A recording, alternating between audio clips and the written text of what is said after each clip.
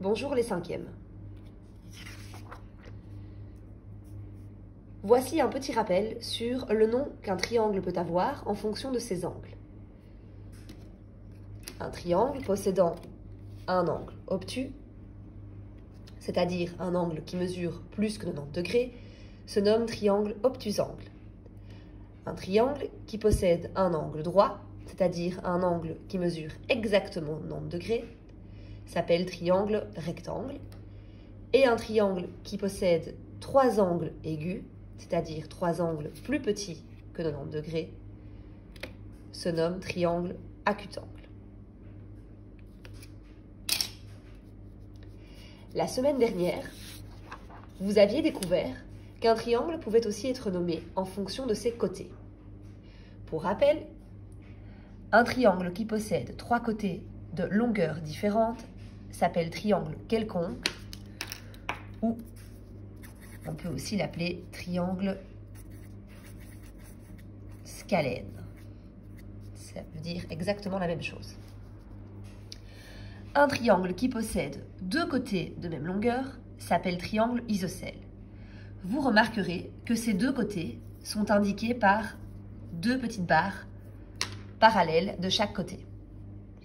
Et un triangle possédant trois côtés de même longueur s'appelle triangle équilatéral. Et on marque ces trois côtés, on montre qu'ils sont la même longueur en y faisant une petite barre sur chaque côté. Autrement dit, nous avons découvert qu'un triangle pouvait avoir deux noms. Un nom en fonction de ses côtés et un nom en fonction de ses angles. Par exemple, si je prends ce triangle et que j'observe d'abord ses angles, je remarque que celui-ci a trois angles aigus. Trois angles plus petits que 90 degrés. Son premier nom est donc triangle acutangle. Ensuite, je me concentre sur ses côtés, sur la mesure de ses côtés, et je remarque qu'il a un côté de 11 cm,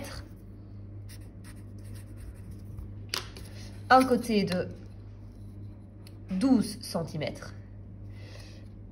et un deuxième côté de 12 cm.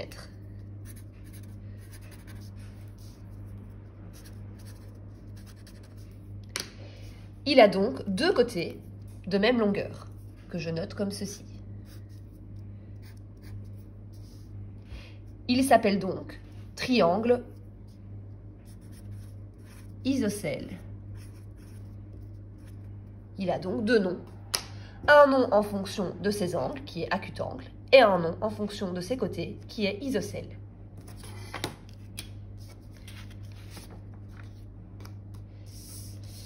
Maintenant, ça va être à vous de jouer. Vous allez recevoir, en dessous de cette vidéo, un tableau à double entrée. Pour rappel, un tableau à double entrée possède des données horizontales et des données verticales. Donc, pour notre triangle, nous allons mettre sur un des axes, nous allons mettre les données concernant les côtés, et sur un des axes, nous allons mettre les données concernant les angles. Donc, par exemple, je peux mettre ici acutangle, rectangle et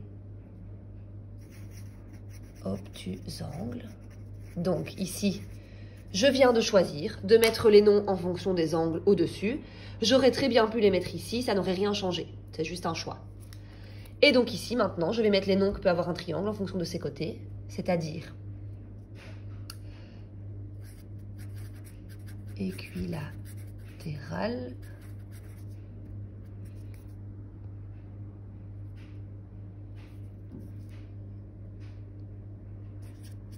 scalène ou isocèle.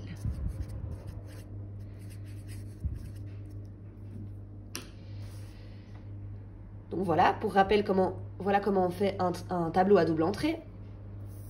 Et si je reprends mon petit triangle de l'exemple précédent, que j'ai reproduit en plus petit, je me souviens qu'il avait deux côtés de même longueur, ces deux côtés-ci.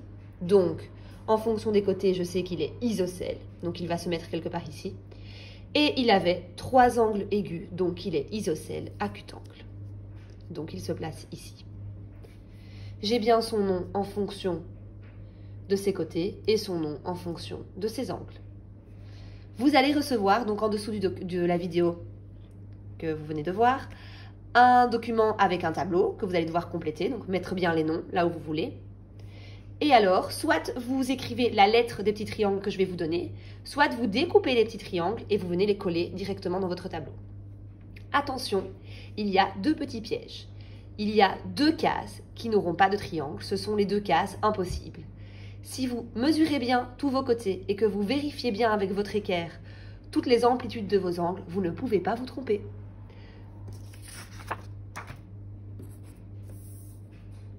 À vous de jouer, bon travail!